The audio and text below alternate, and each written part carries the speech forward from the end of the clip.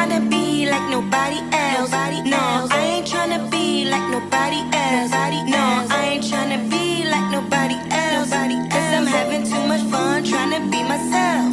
No, I'm not the type of chick that like to follow trends. I got a small circle, no, don't need a lot of friends. You know I gotta get this money cause I like to spend. I see you haters watching, so I just give you a grin. Hi guys, so it's your girl down. I'm back with another episode of Justheretovent. I'm so excited. Yes. Season finale, Raising Kanan, season 2, episode 10 was given everything that it was supposed to have gave. It was like I told y'all, I knew a lot of people was gonna be getting killed this episode. It was a lot of really, treasurable moments in this episode, and I really respect that Rock realizes during her conversation that she had with Lou that she made some mistakes, when she was talking about, killing Scrappy, because we all know that that was one of her bigger mistakes that she made this season. And then, because she didn't really do a full investigation, but to be honest, in that type of game, you don't really have time to conduct a full investigation. If you get a rumor or hear anything about somebody snitching, ratting, anything of that level or to that degree, you got to do what you got to do, because you can't give them a chance to tell any intel, you know what I'm saying? So when they had that conversation, that was really crazy. And what I also liked about this episode was the situation with Marvin and the guy in the wheelchair, because that's why it's like you always have to watch how you treat people, because you never know when they might be there for you or when you might need them. And Marvin was out there getting ready to get killed, you understand what I'm saying? So ended up being a guy in a wheelchair who he helped, using the tools that he learned in anger management with Miss Renee, that actually saved his life this episode. So that was really cool. I was glad they didn't kill any of the brothers yet, because I ain't gonna lie, I did think one of the brothers was going to get killed this episode. It was just a lot of innocence, the whole situation with Kenya, and then Ziza. It's just like, damn, like her parents just tried to warn her, and she was young too. So, I mean, it's gonna be a lot coming through, because Ziza seemed like she come from a good home, so her parents probably gonna want answers next season. So be on the lookout for that. Detective Burke is getting closer and closer, and what she knows, all the stuff she was telling Kanan that she knows during their little, it's not even a meetup. She fake arrested him. It's true, all of that stuff is true. And, he went straight to his dad, told him about what happened. Malcolm just like, we're going to have to do something. Me, you, and Rock going to have a face-to-face sit-down, because we got to figure out, we got to come up with a plan. We got to get our story straight. We got to figure out what it is that we're going to do, because she is sniffing around. And I'm glad that he's saying that, because, honestly, Malcolm could just be, straight street, because, he a little bit crooked anyway, and just be like, I'm going to just have to off her and do it my way. But it's like, now that she already got that intel from Jukebox, she went and told her girlfriend, like, if anything happened to her, it was Malcolm, basically. You know what I'm saying? So it's like, damn, you got to worry about that. And I just feel like, I don't know how I'm really dealing with Jukebox. Like, I understand that, she looked out for you a couple times, but that's still the law. And knowing the line of business that your family is in, you ain't got no business talking to them, let alone giving them any type of intel. No matter if you're not really saying too much, you sit and be saying nothing at all. So, but I mean, like y'all know, when Juke got older, when y'all seen her Power, she is a cop, but still, it's just something about that ain't sitting right with me with Jukebox. I wasn't feeling that whole situation. Getting on Jukebox. So we finally found out how Kenya found out that Jukebox like girls. So she sent that guy that she was trying to act like she was going to date from the church. She sent him to Jukebox or whatever to try to like test her to see like, hey, are you, what are you doing out here? Are you into guys or whatever? This, that, and the third. And he was talking big shit. Like he was about to do something, and she straight wore his ass out. Like he ain't even try to fight back. Or maybe he did. Oh yeah, you know what? He did try to fight back. She dipped all of his punches. And she was whooping his ass, like, for sure. Like, she really was a dude.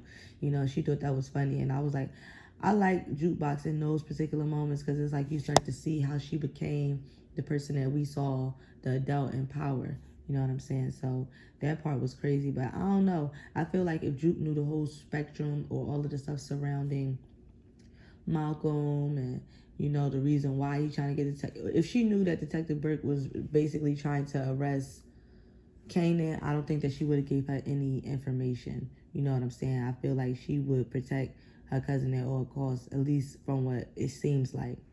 you know. But I don't know, Jukebox just seemed like she can't be trusted now that I'm thinking about it. Her and her dad had a nice little heart-to-heart this episode. She basically let him know that she was going to move back in with him. And, you know, that made him feel real good. You know, he even teared up a little bit, you know. And I was really nice to see that because I really wanted them to fix their relationship. And to be honest, obviously we see later in the episode that Kenya got killed, but it was like, who else was she going to go to? She was done with her mom. And basically she got beatings from both sides. Marvin done kicked her butt last season, and then her mom got somebody to beat on her hands this season. So she just been catching it from both sides. But I guess she feel like Marvin is the lesser of the two evils, and I concur with that because those self-righteous people be a trip. I was just talking to my girlfriend about that today. But like, yeah, one of my favorite episodes, one of my favorite scenes from the episode really was when, you know, Marvin got saved by the guy in the wheelchair, because it was like, that really was God. And had he not treated him right that day when he was supposed to be going up to the elevator, had he been his old Marvin self, he wouldn't have even been able to have that opportunity. So you do have to watch how you treat people. You know, they say you got to watch how you talk to people because you never know, you could be entertaining an angel. And I actually do believe that. So for the most part, and be clear, for the most part, I do try to treat people well. I do try to treat people a nice way. You know what I'm saying? So it just is what it is with that whole situation. Now, obviously, we know a lot of people was getting killed this episode. Like I said, I mentioned Kenya, I mentioned Ziza. I don't know why they was even trying to get us all pressed to make it seem like they was going to let Rock die. We already know Rock is not dying. She's the main character of the show. Well, Kanan is, but she's the main character of the show. You know what I'm saying? So they wasn't going to let her die. But I thought her life was almost lost. And then here come Unique coming in to save the day. And I really, you know, really messing with Unique now. Like, he's really starting to rub off on me in a good way. You know, he's showing that he's solid, that he's loyal. Even if he don't really like you, he just loyal to, you know, where they from. You know what I'm saying? They struggle, and they definitely gonna stand with her versus the Italians, just because, you know, they more so on the same side than him and the Italians. You know what I'm saying? And the person who vouched for him is now dead, so that's not really no help for him anyway. And you see how Saul didn't care about none of that in the end. He still came up try to wet up Unique and his peoples. You know, they thought that they was about to come shut everybody down. Now, Warrell did get shot down. It is what it is. I kind of was not happy, but I'm not going to miss him. Nobody cared if he was still alive. You know, he already showed how he was, his true colors, and that he couldn't really be trusted. I mean, I guess he was loyal to Unique in a way, but that wasn't how he was acting when Unique first got out of jail. He was acting like he wasn't dealing with him. We don't know when they met back up or started talking again or made up or decided they was going to try to use Rock, but that's neither here nor there because he ain't even here no more. He's dead. They started off, Sam got killed by Marvin. Marvin already had shut that down. He ain't had no remorse. And that was crazy to me because I thought that Marvin was going to try to, like, you know, as Sam is telling him the story, like, oh, you know, I used to be a CPA. I used to count money. I used to do X, Y, and Z. I used to do that. It looked like, it almost appeared like Marvin was, you know, starting to feel a little bit bad, you know, whatever the case may be. But then come to find out, he like, man, I don't give a fuck. Rock told me take you out. I'm following orders. So he straight killed them. That was it, and that was all. And he was just like, you know, he didn't care. But true to form as a crackhead, he gonna say, let me just take this last hit. that part of the episode had me crying. He told me, so let me take this last hit. Like, Sam, you was a fiend for life, even until you die. Why would you want to spend your last breath taking a hit rather than asking for forgiveness or praying or doing something that doesn't involve you getting high? That was real confusing to me. Then Lulu, you know, he gets some paperwork while he at the studio, and, you know, Ziza coming there, and he told her, like, he thought she wasn't going to be in there because, you know, what just happened with Cartier. She was like, yeah, my parents did tell me to stay away, but, you know, this music, this ain't got nothing to do with that. Cartier had a lot of enemies, whatever. So that ended up being a bad move by her. We see later in the episode because she ended up losing her life, which is crazy. It's like, it's always the innocent bystanders that would be so bad, because that's not just in the show, that's in real life. It's always an innocent bystander getting hurt off of somebody else's drama. You know what I mean? So it's just crazy. It's a lot to think about. So Lulu gets some paperwork in that moment, trying to figure out where this extra money is coming from. So he goes down to the bank. When he gets to the bank, he see that Camacho, basically his half or his part, his ownership in the shop, went to somebody. So he's sitting there reading the paperwork, and he see that Raquel signed her name. So he's just like, hold up. I know that she is not sitting here basically part owner of my studio. You know what I'm saying? So in that moment, he was mad. He was pissed off. So he gets back to him and Rock is talking at the new house that she at or whatever, her new place that she living at. And Rock basically is telling him, like, about all the mistakes that she made, with Tremont, with Scrappy and all of that. And it just was even more crazy about the episode is that she basically told Lulu, like, you don't have nowhere to go. You don't have no choice. You keep trying to get away from me and out of the life, but I own you. I own part of the shop. You getting the money from me to fund the shop. Like, how do you think that you about to try to get out of this? You understand what I'm saying? And I'm funding every part of your lifestyle. You understand what I'm saying? Like, I own you, And it was like Lulu looked like he was getting ready to start shedding a tear. I ain't gonna lie, he definitely bitched up in that moment. But it's clear to me that he's the youngest brother. You could tell because, she got that effect on him where it's like, damn, he not scared of her, but it's just like, it's almost like, the mom putting the son into place. And that's what he is to her, like a son. Like, she was definitely sonning his ass on this episode. I was just like, damn, Lulu. So that's when he went back to the shop, started saying he was taking all his stuff. He ain't doing nothing in that shop no more, this, that, and third. Like, he think he affecting Rock making money, but not realizing that you taking out of your own pocket is all her money anyway. Either way y'all getting paid, it's coming back into the business in some way. Like, it's y'all going in circles, so you might as well just whatever. But, the Italians rocking them, her team, they made the first move. You know what I'm saying? They came wet up the block. Saul was inside. I think they hit like 3-4 people, if that. And then, they go back.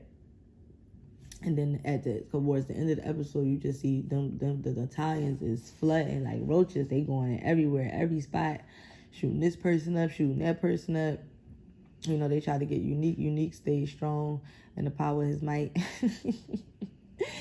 Like, it was real cool. He was trying to flirt with Rock, too. So we don't know for season 3 if they're going to get together. I don't think they're going to get together, but I do think that he's going to start working with her. I think I could see that happening more than them actually being in some sort of relationship. Like, I don't see that playing out. Not that he couldn't, but he just looks, like, visibly younger than her, which don't mean nothing. It just seemed like, I don't know. I don't think she's going to mess with him. But she do be acting like she like him, though. You know what I'm saying? So, I don't know. Like, he got a little swag. He looked like he could pull Rock. You know what I'm saying? So it was just real dope how he came and saved her at the end of the episode. He really looked out. And that was like one of my favorite scenes from this episode, because it's like, damn, Unique, you really solid. Like, you a solid person. Like, you somebody that somebody want on their team, because you're not going rat, you're not going snitch. You know what I'm saying? And you mind your own business. Like, if something ain't got nothing to do with you, like he was saying, telling Saul last episode, like, this don't have nothing to do with me. We was all handling business. If y'all got your own personal beef, that's exactly what it is. It's a personal beef. It don't have nothing to do with me. So I like that he's on that type of time with it. And like I said, her sparing his life when he had stole her money is the same reason why he probably spared her life. You know what I'm saying? So it was all together. That was a good scene. All together, it was a good episode. We lost Kenya. She was trying to come talk to Rock. I guess obviously about Juke. She didn't even get a chance to tell her nothing. They killed her, and it's like Rock ain't get a chance to, like, not grieve. I don't think she would be grieving, but like pick up her body or nothing like that. It was like every man, boy, and girl for himself in this episode. And it's so crazy because the Italians ended up getting them all while they was by themselves. Like, they wasn't together when they shot him up none of the time. They shot up Rock, got up with Rock. When they got up with Marvin, when they got up with Lou, they was all by themselves. And that just shows that they a strong team, because they was all still able to take care of themselves in the end. And what's even crazier is it seemed like the weakest person ended up being Rock, just because had it not been for Unique coming in, she was about to lose her life. You know what I'm saying? They all did get, I don't know if Lulu actually got hit. I don't remember seeing him get hit, but we know Marvin got hit, and we know Rock got hit. And then at the end of that, when all of the shooting going down, here come Malcolm with Kanan. They getting out the car trying to figure out what's going on. And I guess this is them getting ready to have, that conversation about what their plans is going to be, what the story is that they're going to tell, and how they're going to get Detective Burke off of this case, which it don't seem like she going to get off the case. She really is like a dog with a bone. She is not trying to hear none of that stuff that they talking about. Like, no, you're not about to sit here and try to act like I'm not on the right path. But my thing is, why does this matter to you so much? Don't you got some other cases that you need to be working on, that you need to be dealing with, but you focused on this way too hard when he already told you to leave it alone, and he's supposed to be your partner, so you already overstepping him, you going over him, you overstepping your captain, you overstepping everybody. You're going to end up getting the shit into the stick with this one if you don't leave stuff alone. Now let's get to Juliana. Juliana, now she big, bad, and tough. But lest we forget, last season, you was the same one that was getting your ass whooped consistently by your husband, and you were shaking in your stripper boots. So Rock did you a favor and kill him off. Now all of a sudden you want to go toe-to-toe to Rock just because you a woman and you petty and you and your feelings about her allowing Unique to live, and he was still coming in the store fucking with you. So now you mad. Like, get over that shit. When you doing business in the streets, you should already know that you can't have personal feelings in it. And that's what's going to be her downfall, because you only doing this to get back at Rock because you still mad and you being petty about Unique. Not because you going to be the better player, because we already know you not no player for real. You sitting here saying you dangerous, but where was all that dangerous demeanor or traits when you was getting your ass whooped by your husband, or when Unique had your ass hemmed up? Like, where was all of this dangerous behavior that you speak of? Now that you think you got your brother, your cousin, Joaquin, backing you, but he even told her that she was dangerous. So that should just let her know how he feel about her. He know that she can't go toe-to-toe with Rock. Then let's cut off to Tremont, because Tremont, that was another one of her six that she told Lulu about. It's like, you sitting here, but she, you can't trust people. She just met him. She thought she was doing him a favor, getting him out of jail. He just basically told her, like, I don't want another middleman that's basically like working for another Cartier. We're going to do our own business. We got our own connect, and I'm going to make my own deals, basically. So I don't have to go through anybody. I don't want to have no middleman, basically. So I'm just like, okay, like, that all makes sense. But what's not making sense is he must really don't know who he fucking with. And if he think that Rock not going to get back at him in some way, he clearly don't know her. You know what I'm saying? And he should be scared. But as a woman, even if you are tough, even if you is about your business, men going to always try you, because they going to feel like, yeah, I wish I would let a woman beat me, or I wish I would let a woman make me scared. But it's like, sometimes you need to be scared. You know what I'm saying? Sometimes you need to allow yourself to get beat. And like I said, I ain't just talking about this show. That's in general. You have to know when to hold them and know when to fold them. Like, you just got to know when to do those two things. That's just something you always going to learn. But all in all, I get this episode of 10. It was really, really good. Was a lot of different elements going on. It was some superb acting, and everybody did a really good job. They did meet up with Stefano. I guess he the big boss in New York. He running the mob stuff down there, but I think he just run it in general. He's like a big leader. So that's why Saul came to him first. And Stefano basically let him know, like, the same thing Unique was saying. What I don't understand is how he could say the same thing that Unique was saying, but I guess because he a boss and he Italian and he's not black, they going to sit there and go with it. Because, like, all Unique said was the same thing. He said, like, this don't have nothing to do with me. Keep me out of it. Y'all handle your own personal business and make sure y'all handle it quick. Like, you know what I'm saying? That was it, and that was all. So that was just real confusing to me. But other than that, like I said, I think this episode was a 10. I am so excited to see season 3.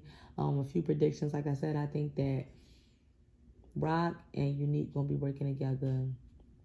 I think that we're going to see a little bit more of Juke's story when it comes to, her getting her hands dirty. I feel like Lulu and Rock is about to have some real separation. And I feel like, it's going to be some battling it out with Juliana and Rock. So that's what I see for next season. Y'all let me know what y'all think of the episode. Hit the like button, the subscribe button, hit the notification bell, share if you care, leave a comment. And I'm going to see y'all in the next video.